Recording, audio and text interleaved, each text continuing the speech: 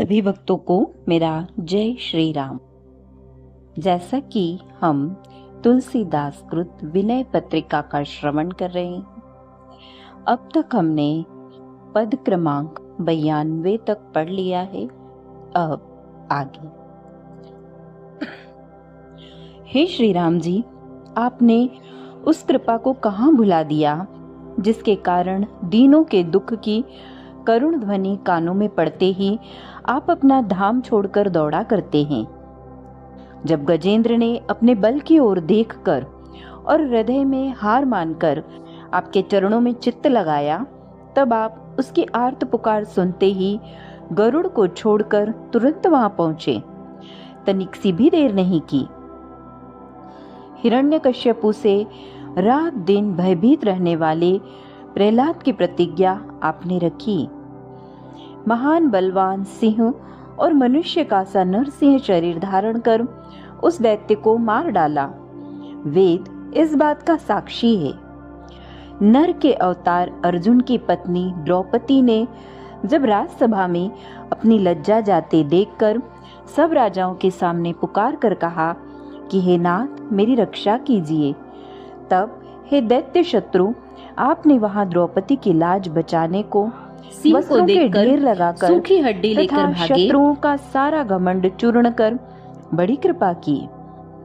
हे रघुनाथ जी, आपने इन सब भक्तों को एक एक शत्रु के द्वारा सताए जाने पर ही बचा लिया था, पर यहाँ मुझे तो बहुत से शत्रु असह्य कष्ट दे रहे हैं। मेरी यह भव पीड़ा आप क्यों नहीं दूर करते?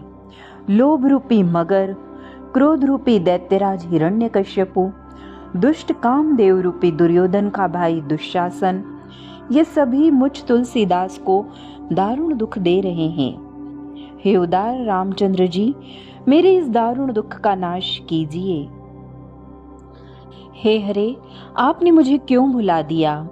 हे नाथ, आप अपनी महिमा और मेरे पाप इन दोनों को ही जानते हैं, तो भी मुझे क्यों नहीं संभालते? आप पतितों को पवित्र करने वाले, दीनों के हितकारी और अशरण को शरण देने वाले हैं। चारों वेद ऐसा कहते हैं, तो क्या मैं नीच, भयभीत या दीन नहीं हूं? अथवा क्या वेदों की यह घोषणा ही झूठी है? पहले तो मुझे आपने पक्षी, जटायु, गृध्र, गणिका, जीवंती, हाथी और व्याध, वाल्मीकि की पंक्ति में बैठा लिया, यानी पापी स्वीकार कर लिया। अब हे कृपा निधान, अब किसकी शर्म करके मेरी परसी हुई पत्तल फाड़ रहे हैं? यदि कलिकाल आपसे अधिक बलवान होता और आपकी आज्ञा न मानता होता, तो हे हरे, हम आपका भरोसा और गुणगान छोड़कर तथा उस पर क्रोध करने और दोष लगाने का झंझट त्याग कर उसी का भजन करते। परंतु आप तो मामूली मच्छर को ब्रह्मा और ब्रह्मा को मच्छर के समान बना सकते हैं। ऐसा आपका प्रताप है। यह सामर्थ्य होते हुए भी आप मुझे त्याग रहे हैं। तब हे नाथ, मेरा फिर वश ही क्या है?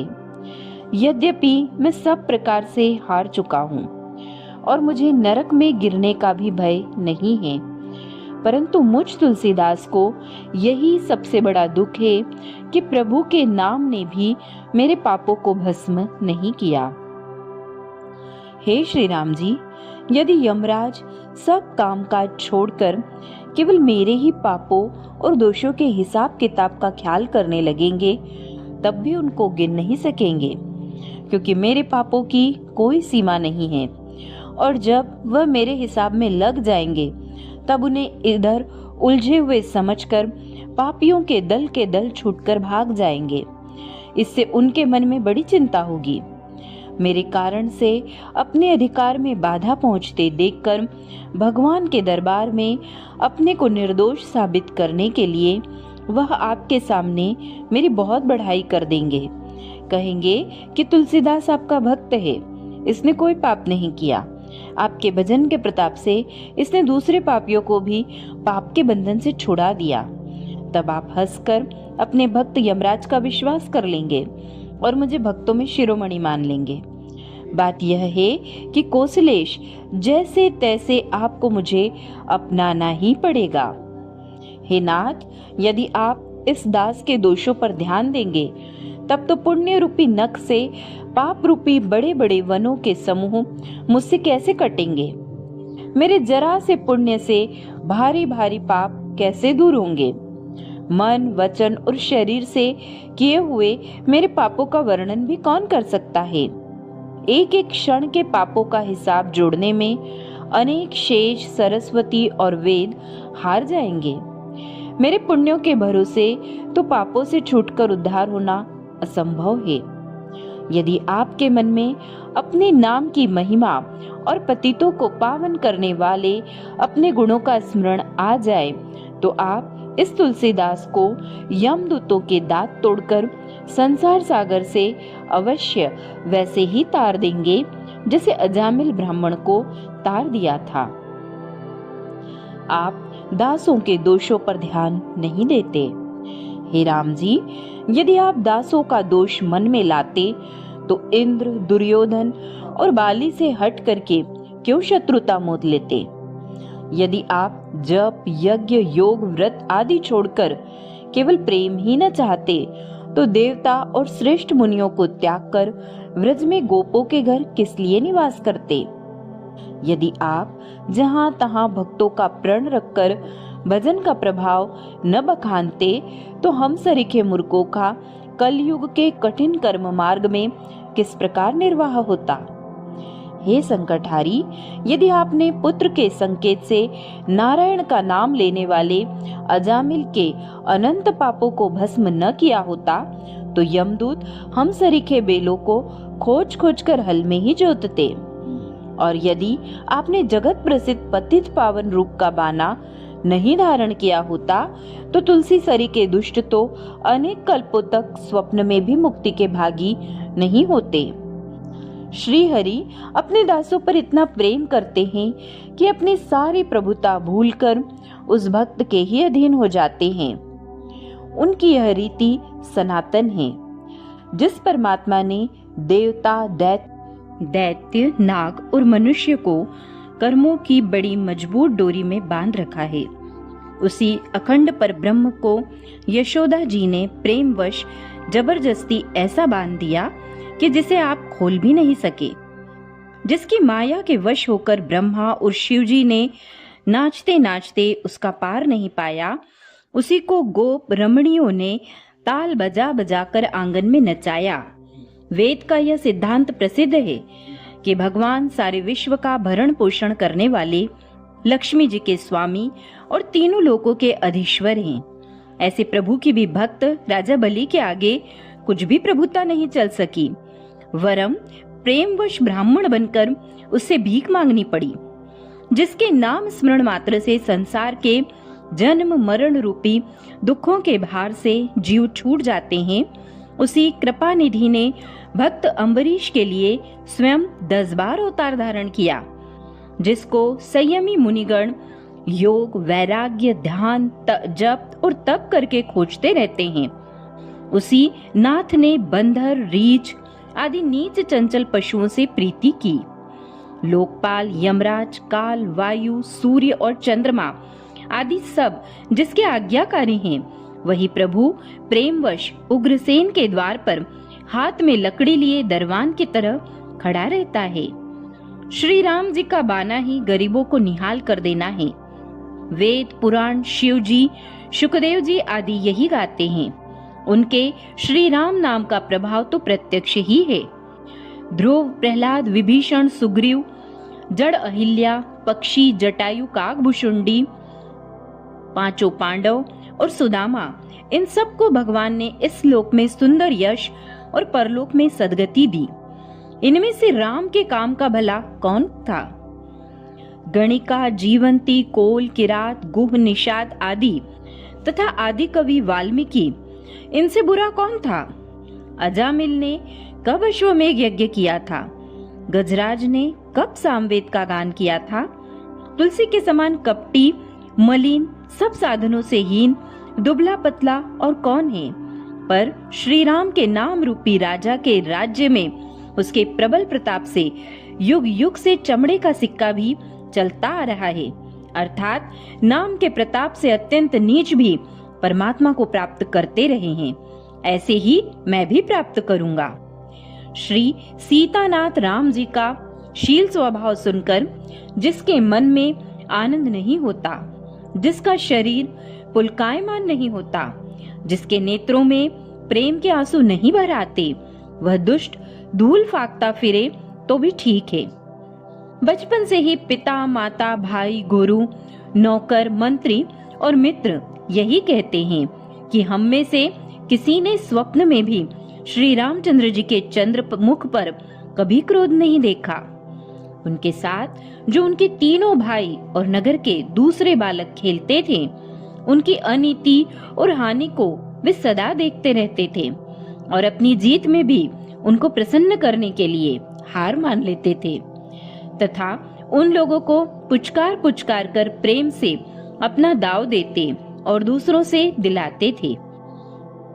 चरण का स्पर्श होते ही पत्थर की शिला अहल्या शाप के संताप से छूट गई, उसे सदगति दे दी। पर इस बात का तो उनके मन में कुछ भी हर्ष नहीं हुआ, उल्टे इस बात का पश्चाताप अवश्य हुआ कि ऋषि पत्नी के मेरे चरण क्यों लग गए। शिवजी का धनुष तोड़कर राजाओं का मान हर लिया। इससे जब परशुराम जी ने आकर क्रोध किया तब उनका अपराध क्षमा करके उल्टे श्री लक्ष्मण जी से माफी मंगवाई और स्वयं उनके चरणों पर गिर पड़े। इतनी सहिष्णुता और कहीं नहीं है। राजा दशरथ ने राज्य देने को कहकर कैकेयी के वश में होने के कारण वनवास दे दिया और इसी ग्लानि के मारे वे मर भी गए। ऐसी बुरी माता कैकेयी का मन भी आप ऐसे संभाले रहे जैसे कोई अपने शरीर के मर्म स्थान के घाव को देखता रहता है, अर्थात आप सदा उसके मन के अनुसार ही चलते रहे। जब आप हनुमान जी की सेवा के वश होकर उनके उपकृत हो गए तब उनसे कहा कि हे पवनसुत, यहाँ आ, तुझे देने को तो मेरे पास कुछ भी नहीं है। मैं तेरा ऋणी हूँ, तू मेरा महाजन है, तू चाहे तो मुझसे लिखा पढ़ी करवा ले। सुग्रीव और विभीषण ने अपना कपट भाव नहीं छोड़ा, परंतु आपने तो उन्हें अपना ही लिया। भरत जी का तो सदा भरी सभा में आप सम्मान करते रहते हैं, उनकी प्रशंसा करते करते तो आपके हृदय में तृप्ति ही नहीं होती। भक्तों पर आपने जो जो दया और उपकार किए हैं, उनकी तो चर्चा चलते ही आप लज्जा से मानो गड़ जाते हैं। अपनी प्रशंसा आपको सुहाती ही नहीं, पर जो एक बार भी आपको प्रणाम करता है और शरण में आ जाता है, आप सदा उसका यश वर्णन करते हैं, सुनते हैं और कह कहकर दूसरों से गान करवाते हैं। ऐसे कोमल हृदय श्री राम जी के गुण समूह को समझ समझ कर मेरे हृदय में प्रेम की बाढ़ आ गई है। हे तुलसीदास, इस प्रेमानंद के कारण तू अनायास ही श्री राम के चरण कमलों को प्राप्त करेगा। हे नाथ, आपके चरणों को छोड़कर और कहाँ जाऊं? संसार में पतित पावन नाम और किसका है? आपकी भांति दीन दुखियारे किसे बहुत प्यारे हैं। आज तक किस देवता ने अपने बाने को रखने के लिए हठ पूर्वक चुन चुनकर नीचों का उद्धार किया है? किस देवता ने पक्षी, जटायु, पशु, वृक्ष, वानर आदि, व्याध, वाल्मीकि, पत्थर, अहल्या, जड़ वृक्ष, यमलार्जुन और यवनों का उद्धार किया है? देवता, दैत्य, मुनि, नाग, मनुष्य आदि सभी बेचारे माया के वश हैं। स्वयं बंधा हुआ दूसरों के बंधन को कैसे खोल सकता है? इसलिए हे प्रभु, यह तुलसीदास अपने को उन लोगों के हाथ में सौंपकर क्या करे? हे हरे, आपने बड़ी दया की जो मुझे देवताओं के लिए भी दुर्लभ साधनों के स्थान मनुष्य शरीर को कृपा पूर्वक दे दिया। यद्यपि आपका एक एक उपकार करोड़ों मुखों से नहीं कहा जा सकता, तथापि हे नाथ, मैं कुछ और मांगता हूँ। आप बड़े उदार हैं, मुझे कृपा करके दीजिए। मेरा मन रूपी मच्छ विषय रूपी जल से एक पल के लिए भी अलग नहीं होता। इससे मैं अत्यंत दारुण दुख सह रहा हूँ। बार बार अनेक योनियों में मुझे जन्म लेना पड़ता है। इस मन रूपी मच्छ को पकड़ने के लिए हे राम जी, आप अपनी कृपा की डोरी बनाइए और अपने चरण के चिन्ह अंकुश को वंशी का कांटा बनाइए। उसमें परम प्रेम रूपी कोमल चारा चिपका दीजिए। इस प्रकार मेरे मन रूपी मच्छ को बेध कर अर्थात विषय रूपी जल से बाहर निकालकर मेरा दुख दूर कर दीजिए। आपके लिए तो यह एक खेल ही होगा। यूं तो वेद में अनेक उपाय भरे पड़े हैं, देवता भी बहुत से हैं, पर यह दीन किस किस का निहोरा करता फिरे। हे तुलसीदास, जिसने इस जीव को मोह की डोरी में बांधा है वही से छुड़ावेगा। हे श्री रघुनाथ जी, हे नाथ, मेरी यही विनती है कि इस जीव को दूसरे साधन, देवता या कर्मों पर जो आशा, विश्वास और भरोसा है, उस मूर्खता को आप हर लीजिए। हे राम, मैं शुभ गति, सद्बुद्धि, धन संपत्ति, रिद्धि सिद्धि और बड़ी भारी बड़ाई आदि कुछ भी नहीं चाहता। बस मेरा तो आपके चरण कमलों में दिनों दिन अधिक से अधिक अनन्य और विशुद्ध प्रेम बढ़ता रहे, यही चाहता हूँ। मुझे अपने बुरे कर्म जबरदस्ती जिस जिस योनि में ले जाएं, उस योनि में ही, हे नाथ, जैसे कछुआ अपने अंडों को नहीं छोड़ता, वैसे ही आप पल भर के लिए भी अपनी कृपा न छोड़ना। हे नाथ, इस संसार में जहाँ तक इस शरीर का स्त्री, पुत्र, परिवार आदि से प्रेम, विश्वास और संबंध है, सो सब एक ही स्थान पर सिमट कर केवल आपसे ही हो जाए। मैं तो श्री जानकी जीवन रघुनाथ जी पर अपने को न्यौछावर कर दूंगा। मेरा मन यही कहता है कि अब मैं श्री सीताराम जी के चरणों को छोड़कर दूसरी जगह कहीं भी नहीं जाऊंगा। मेरे हृदय में ऐसा विश्वास उत्पन्न हो गया है कि अपने स्वामी श्री राम जी के चरणों से विमुख होकर मैं स्वप्न में भी कहीं सुख नहीं पा सकूंगा। इससे मैं मन को तथा इस शरीर में रहने वाले इंद्रियादि सभी को यही उपदेश दूंगा। कानों से दूसरी बात नहीं सुनूंगा, जीभ से दूसरे की चर्चा नहीं करूंगा, नेत्रों को दूसरी ओर ताकने से रोक लूंगा और यह मस्तक केवल भगवान को ही झुकाऊंगा। अब प्रभु के साथ नाता और प्रेम करके दूसरे सबसे नाता और प्रेम तोड़ दूंगा। इस संसार में मैं तुलसीदास जिसका दास कहाऊंगा, फिर अपने सारे कर्मों का बोझा भी उसी स्वामी पर रहेगा। अब तक तो यह आयु व्यर्थ ही नष्ट हो गई, परंतु अब इसे नष्ट नहीं होने दूंगा। श्री राम की कृपा से संसार रूपी रात्रि बीत गई। मैं संसार की माया रात्रि से जग गया हूँ। अब जागने पर फिर बिछोना नहीं बिछाऊंगा, अब फिर माया के फंदे में नहीं फंसूंगा। मुझे राम नाम रूपी सुंदर चिंतामणि मिल गई है, उसे हृदय रूपी हाथ से कभी नहीं गिरने दूंगा, अथवा हृदय से राम नाम का स्मरण करता रहूंगा और हाथ से राम नाम की माला जपा करूंगा। श्री रघुनाथ जी का जो पवित्र श्याम सुंदर रूप है, उसकी कसौटी बनाकर अपने चित्त रूपी सोने को कसूंगा, अर्थात यह देखूंगा कि श्री राम के ध्यान में मेरा मन सदा सर्वदा लगता है कि नहीं। जब तक मैं इंद्रियों के वश में था, तब तक उन्होंने मुझे मनमाना नाच नचाकर मेरी बड़ी हंसी उड़ाई, परंतु अब स्वतंत्र होने पर, यानी मन इंद्रियों को जीत लेने पर, उनसे अपनी हंसी नहीं करवाऊंगा। अब तो अपने मन रूपी भ्रमर को प्रण करके श्री राम जी के चरण कमलों में लगा दूंगा, अर्थात श्री राम जी के चरणों को छोड़कर दूसरी जगह मन को जाने ही नहीं दूंगा। बोलो सियावर रामचंद्र भगवान की जय।